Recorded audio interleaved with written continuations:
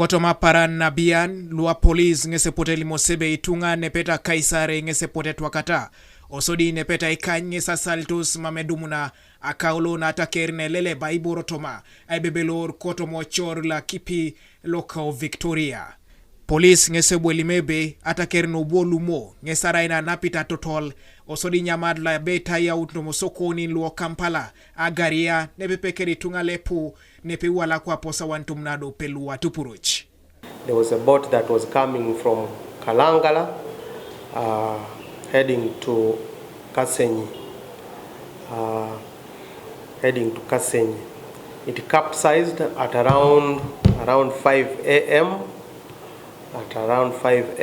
So far information which we have received is that the boat was carrying the number is not yet known. Others are saying 20, others are saying 34, others 40, but the number is not yet known.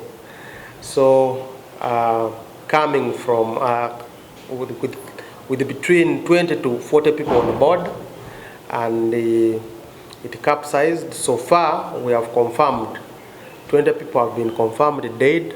20 people confirmed that they have drowned.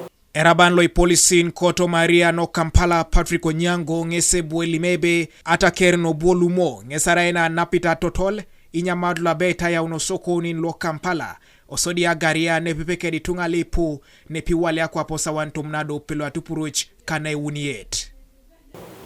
9 have been rescued, and the cause of accident is attributed to overloading and